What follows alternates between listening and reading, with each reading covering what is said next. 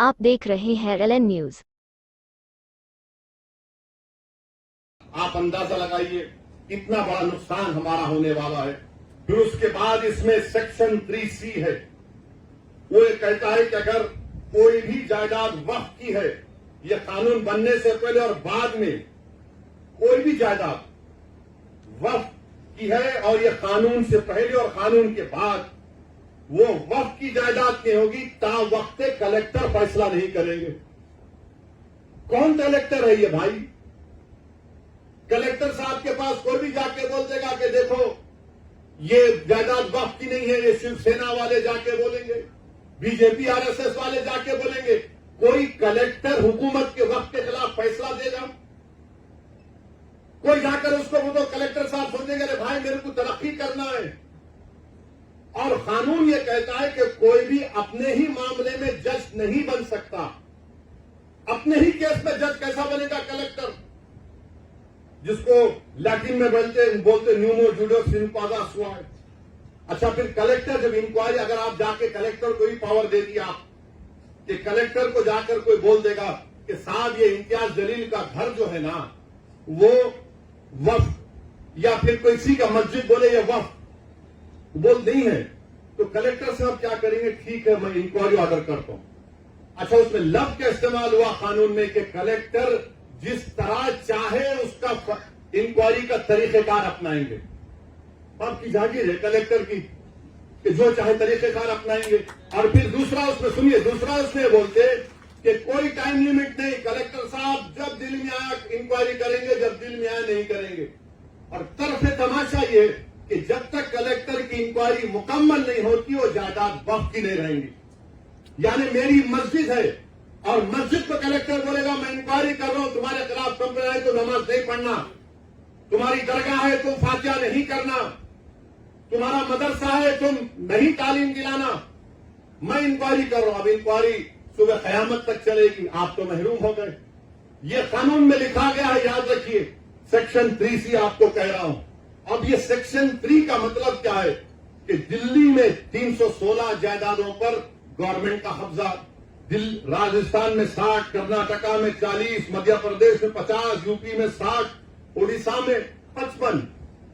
और सच्चर कमेटी में कहा गया कि दिल्ली के जो 123 जायदादें जो हुकूमत नहीं दी मुसलमानों को, 2007 में सच्चर कमेटी में कहा गया कि उसकी कीमत 7,000 करोड़ थी। 7,000 करोड़ कीमत थी उसकी। आज हम 2024 में आ गए। कौन वक्फ को छीन रहा है? नरेंद्र मोदी दुनिया का सबसे बड़ा झूठा है और जालिम है। आप कब्जा करके बैठे, 84 से कब्जा करके बैठे, बल्कि उससे पहले से।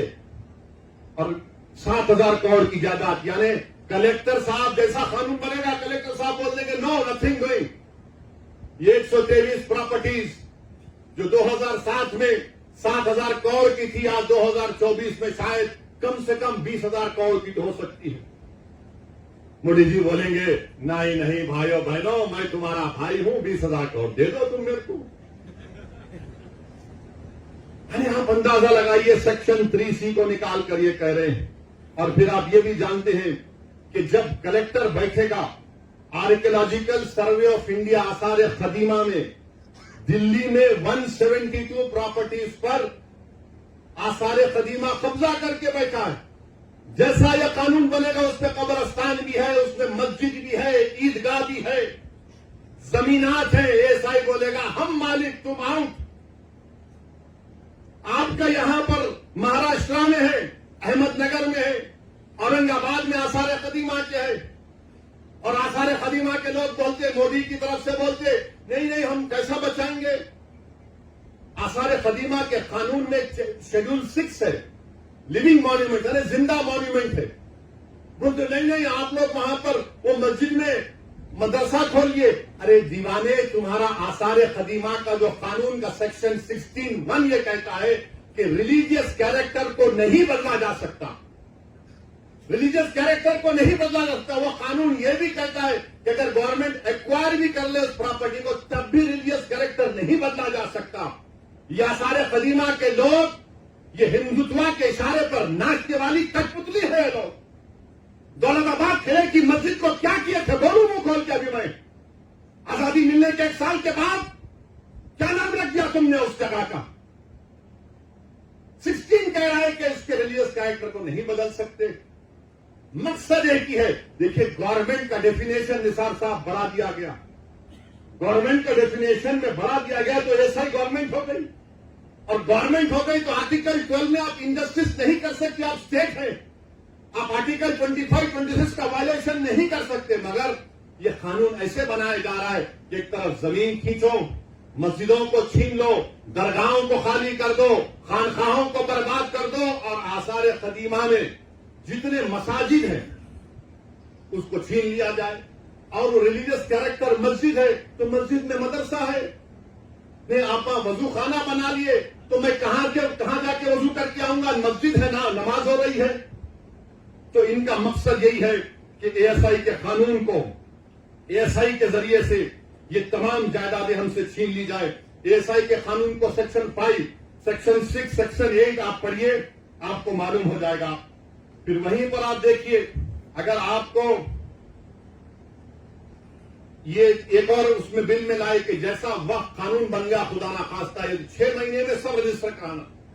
اچھا, اورنگ آباد میں جتنی پراپرٹی آپ کیا, بولے ٹھیک ہے بھائی اب قانون بن گیا, ہم جا کے اس کو پورٹل پہ چڑھائیں گے. کوئی آر ایس ایس کا آدمی جا کر کلیکٹر کو بولے گا نہیں یہ مولانا کا مدرسہ وقف کا نہیں ہے. کلیکٹر صاحب بول دیے روک دو, نہیں کرنا. انکوائری, اب انکوائری چلے اب تک گیا وہ. سیکشن 4 میں سیکشن 3 بھی اس کا کہتا ہے. پھر کلیکٹر کی رپورٹ, کلیکٹر صاحب لکھ کے بول سکتے میرے کو تمہارا چہرہ پسند نہیں آیا, تم یہ مسجد پہ کھڑے تھے, میں انکوائری آرڈر کر رہا ہوں. یہ سیکشن 36(7) کہہ رہا ہوں. رجسٹریشن 36(f) میں جو رجسٹریشن کا قانون لگایا گیا, اب اسٹیمپ اینڈ ڈیوٹی بھی لگانا پڑے گا آپ کو, یعنی آپ وقف کر ہی نہیں سکتے. پھر سی او ہے, چیف ایگزیکٹو آفیسر, ہمیشہ مسلمان ہوتا ہے تو آپ اس کو کہہ رہے ہیں کہ, اور سیکشن 40 میں سی او کا اختیار کرے گا. آپ وہ دیکھیں کہ کسی قبرستان پر وہاں پر جائیداد بنا رہا ہے تو سی او جا کر روک سکتا ہے, اس کو بولتا ہے وقف ہے. کوئی جا کر مسجد کو توڑ رہا ہے تو سیکشن 40 میں سی او روک سکتا ہے. مودی نے کہا کہ نہیں, یہ سیکشن 40 بھی میں نکال دیتا ہوں, سی او کچھ نہیں کرے گا. یہ اس قانون میں بات کہی گئی. اب پھر وقف کی جائیداد کو بچا رہے ہیں بی جے پی والے, بولتے نمبر ہی جھوٹے ہیں. موجودہ قانون یہ کہتا ہے سیکشن 52 میں اگر کوئی وقف کی جائیداد کو چوری کرتا ہے, جائیداد کو بیچتا ہے تو 2 سال قید بامشقت سزا ہے, 2 years rigorous imprisonment. مودی جی فضیلت الشیخ ہیں, حضرت مولانا ہے, حضرت ابلیس کی تعلیم یافتہ مدرسے کے طالب علم میں گولڈ میڈل ملا ان کو. انہوں نے کہہ دیا کہ 2 سال ریگرس امپریزنمنٹ نہیں, 1 year سمپل امپریزنمنٹ. 2 سال قید بامشقت کی جگہ 1 سال پہلے نان اویلیبل تھا. مودی جی بولے جیلوں کو خالی کر دوں گا, وقت کو لوٹو. اویلیبل کر دیے. پہلے جوڈیشل مجسٹریٹ کے پاس, فرسٹ ایم کے پاس, بولے نہیں ضرورت ہی نہیں ہے, میں ہوں تو ممکن ہے. یہ کام کر دیے. پھر اس کے بعد آپ دیکھتے ہیں کہ لمیٹیشن کا قانون, لمیٹیشن کا قانون کیا ہے کہ اگر آپ کسی کی زمین پر 12 سال 12 سال آپ قابض ہیں تو آپ اونر بن جاتے. وقت کے قانون میں نہیں ہے, آپ 11 سال رہو, 100 سال رہو, 200 سال رہو. اسی لیے رتنا گیری میں وہ جو متولی جس کو چھترپتی شیواجی نے جائیداد دی تھی وہ 250 سال سے وغیرہ کے کاغذات.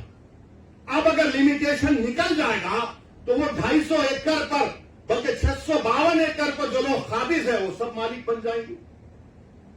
مودی جانتے ہیں کہ پنجاب میں کئی ایسی جائیدادیں ہیں جو خالی پڑی ہوئی ہیں. تو مودی جی بولے کہ ایک میٹنگ میں مودی بولے میں ڈرون بھیجا کے معلوم کر لیتا ہوں, جا کے دیکھو گوگل پہ آپ. تو شاید نریندر مودی نے گوگل بھیجا, ڈرون بھیجا ہوگا پنجاب کو اور رتنا گیری کو, دیکھو کہ ارے ہاں یہاں پر فائدہ. میرے بھائی لمیٹیشن کا جو معاملہ ہے, ہندو انڈومنٹ بورڈ میں لمیٹیشن کا سیم قانون ہے. اگر کوئی ہندو مندر کی جائیداد پر 50 سال سے بھی قابض ہے تو وہ قابض ہے, وہ مالک نہیں بنتا. مودی کہہ رہے ہیں تو قابض ہے, میں تجھے مالک بناؤں گا. یہ اس قانون میں لایا گیا ہے. اور پھر اس کے بعد آپ دیکھتے ہیں کہ ایسی ٹرائیبیونل کا معاملہ. ٹرائیبیونل جو ہے وقف کا ایک ٹرائیبیونل ہوتا ہے.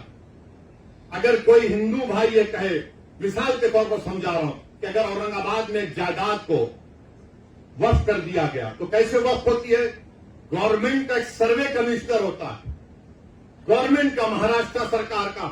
وہ سروے کمشنر جا کر دیکھتا ہے کہ بھائی یہ واقعی میں جو واقف ہے اس کی جائیداد ہے نہیں. وہ جو مطمئن ہو جاتا, سروے کمشنر مہاراشٹر کی سرکار کو لیٹر لکھتا ہے کہ اس کا مالک پورا شخص ہے, اس کو وقف کیا جا سکتا ہے.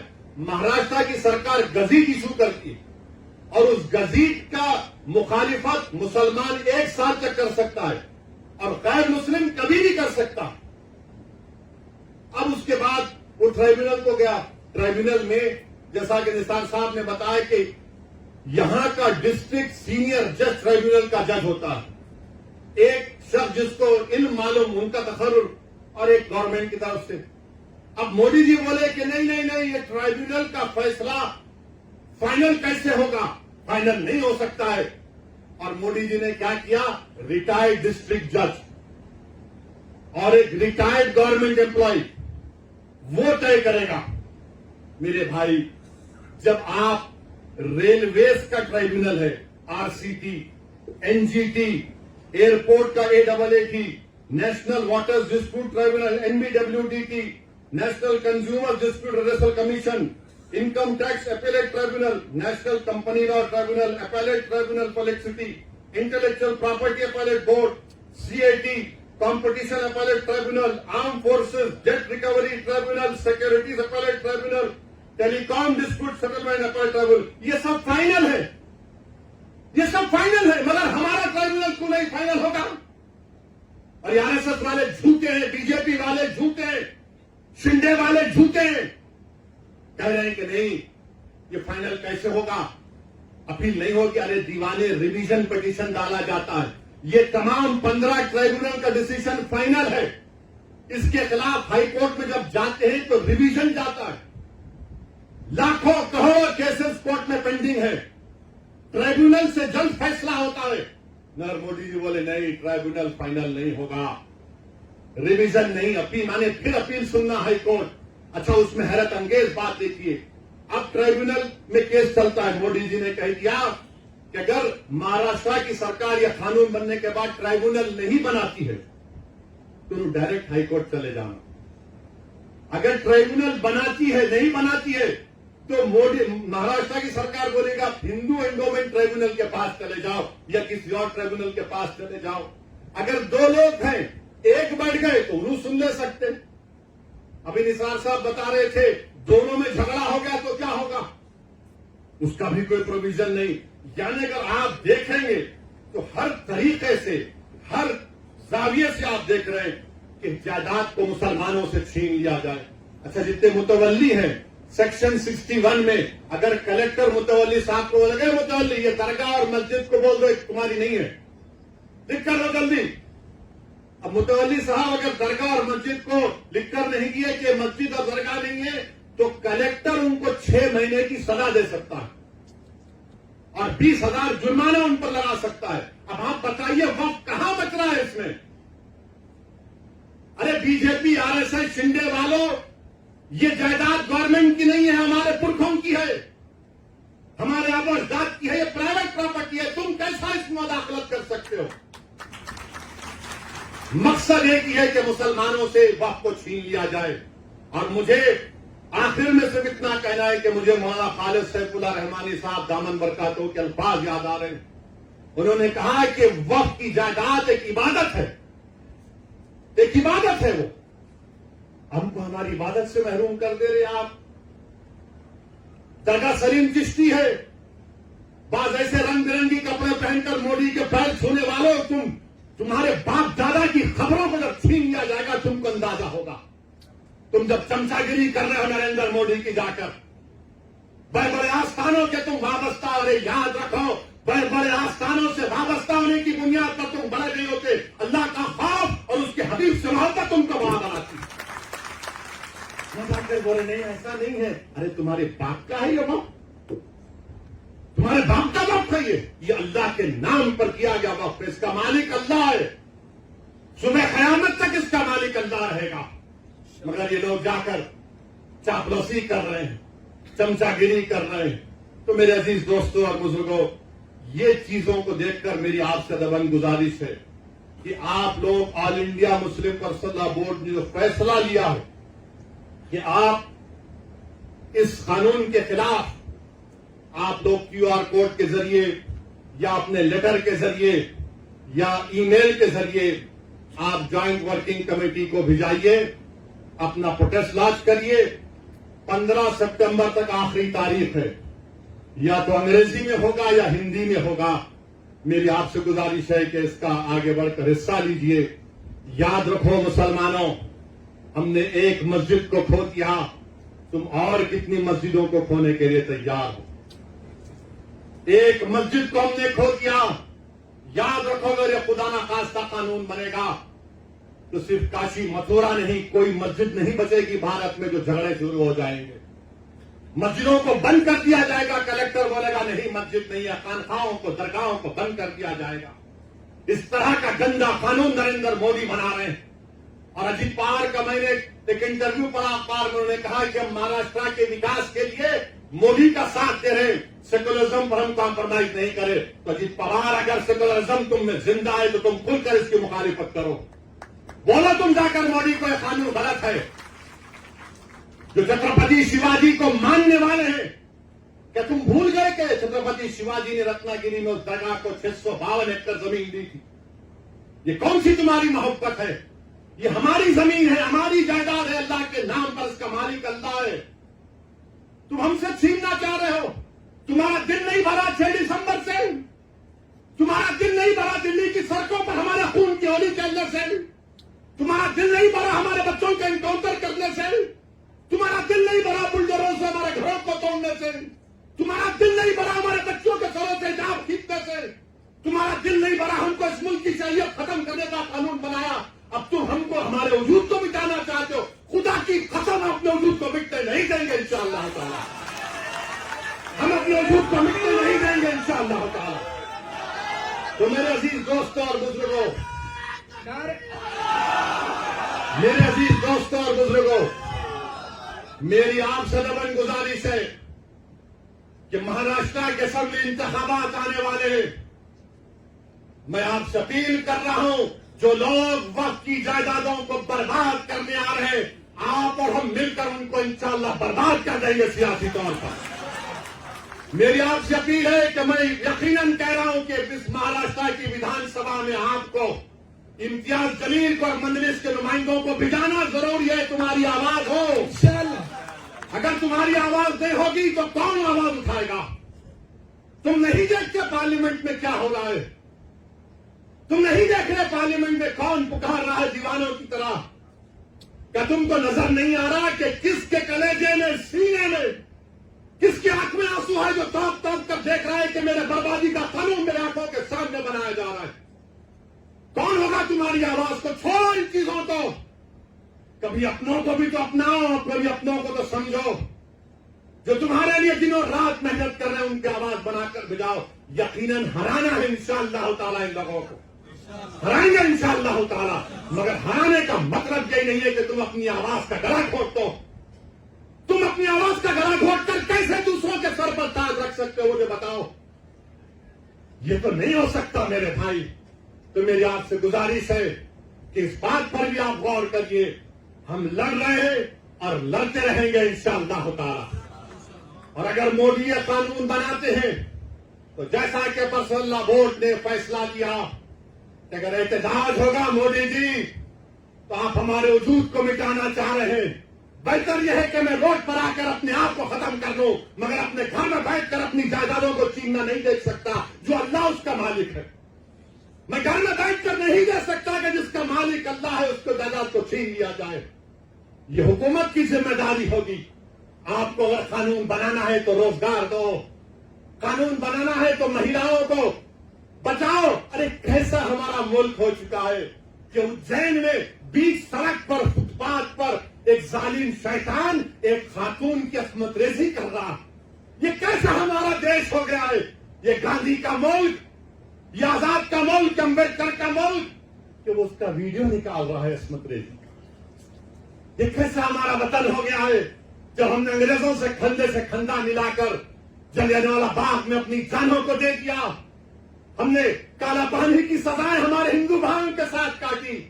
آج ایک اشرف منیہار کو ٹرین کے ڈبے میں پیٹا جاتا ہے تو کوئی اف نہیں بولنے تیار، بچانا تو چھوڑو کوئی اف بولنے کے لیے تیار نہیں ہے۔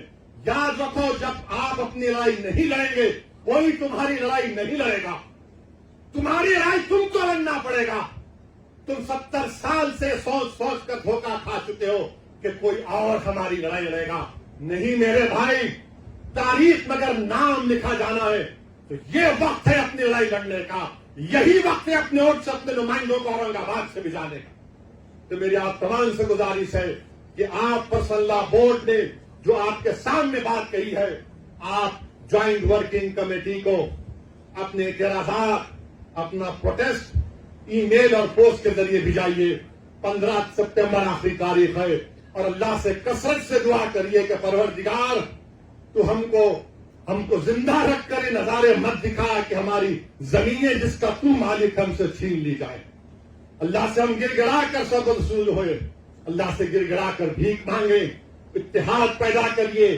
یہ قانون نہ دیوبندیوں کے مفاد میں ہے، نہ بریلیوں کے مفاد میں ہے، نہ اہل حدیث کے مفاد میں ہے، نہ بوری سماج کے مفاد میں ہے، نہ اثنا شری شیعہ کے مفاد میں ہے، نہ آغا خانی شیعوں کے حق میں ہے، کسی کے حق میں نہیں ہے۔ یہ صرف اور صرف مودی جائیدادوں کو چھیننے کے لیے قانون بنا رہے ہیں۔ اللہ ان جائیدادوں کی حفاظت کرے، اللہ ہم کو اتنی اتحاد پیدا کرے کہ متحدہ طور پر اس قانون کو روکیں، اور اللہ سبحانہ و تعالیٰ ان ایسے حکومتوں کو، ایسے پارٹیوں کو اللہ سیاسی طور پر انتخابات میں ان کو شکست دے، بدترین شکست دے۔ وآخر دعوانا الحمدللہ رب العالمین۔ جزاک اللہ خیرن کثیرہ بھائی، احباب السلام علیکم ورحمۃ اللہ وبرکاتہ۔ ہم سے کیا کیا چھینا جا رہا ہے یہ آپ بخوبی اچھی طرح سے جانتے ہیں۔ شہروں کے نام چھین لیے جا رہے، ہماری شناخت چھیننے کی کوشش کی جا رہی ہے، مسجدوں سے اذانیں بند کرنے کے لیے کہا جا رہا ہے، ہمارے حلیہ بدلنے کے لیے کہا جا رہا ہے۔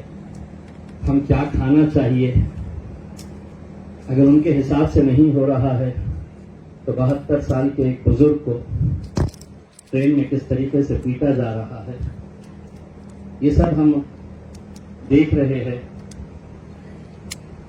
حد یہ ہو گئی ہے کہ ہمارے نبی کریم صلی اللہ علیہ وسلم ان کی شان میں کھلے عام گستاخی کی جا رہی ہے، اور اس سے زیادہ خطرناک بات یہ کہ اس صوبے کے، اس راجیہ کے مکھیہ منتری اس کی تعریف کرتے ہیں۔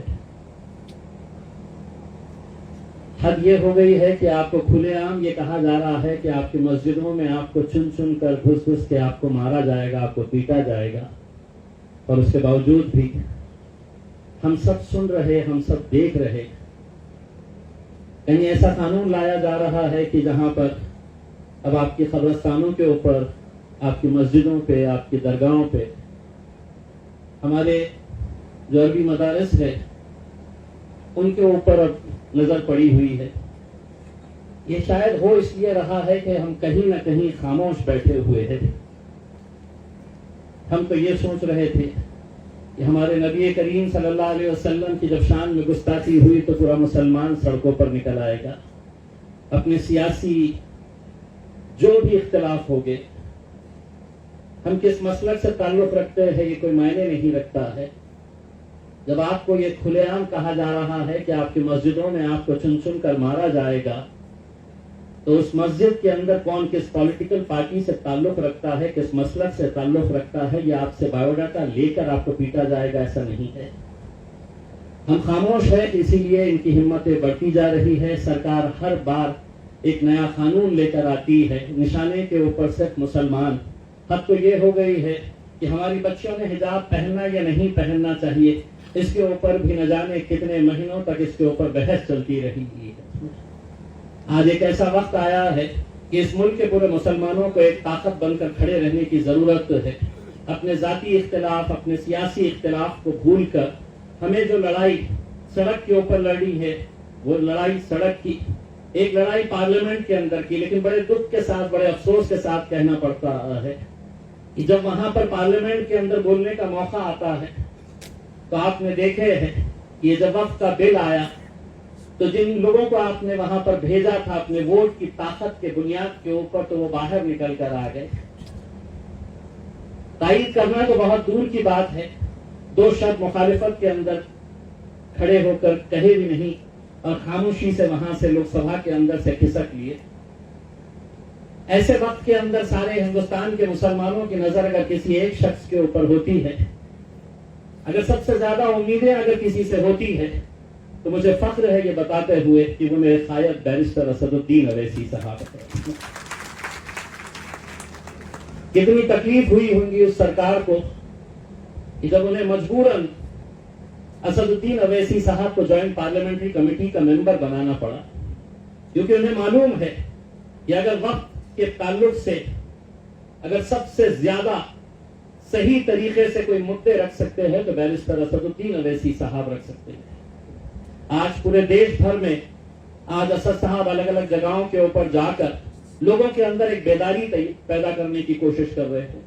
انشاءاللہ یہ یہاں پر اتنا بڑا مجمع، یہاں پر کتنے سارے لوگ باہر کھڑے ہوئے ہیں، نیچے ہم نے اسکرین لگایا ہوا ہے، وہاں پر اسکرین کے سامنے بھی بہت ساری کرسیاں لگائی گئی ہیں، وہ بھی پورا بھرا ہوا ہے. یہ اس بات کی گواہی دے رہا ہے، آپ لوگوں کی طرف سے حکومت کو ایک پیغام دیا جا رہا ہے کہ بس اب بہت ہو چکا ہے. جس بھاشا میں انہیں سمجھانا ہے اس بھاشا میں ہمیں سمجھانے کی ضرورت کا وقت آ چکا ہے. اور ہم آپ لوگوں کی رہنمائی چاہیں گے، آپ لوگوں کا ساتھ چاہیں گے. جب یہ کانفرنس لینے کا ہم نے طے کیے تو ہم نے سب سے پہلے اس بات کے اوپر ہم نے چرچا کی اس میں بلایا کسے جائے. تو ہم نے تمام علماء کرام کو، تمام مسجد کے اماموں کو، تمام دینی حضرات کو یہاں پر اس لیے بلایا ہے کہ آپ کے پیچھے ہزاروں لوگ ہوتے ہیں، ہزاروں لوگ آپ کی بات سنتے ہیں. تو یقیناً جو بات آپ یہاں سے سن کر جائیں گے وہ دوسروں تک پہنچائیں گے.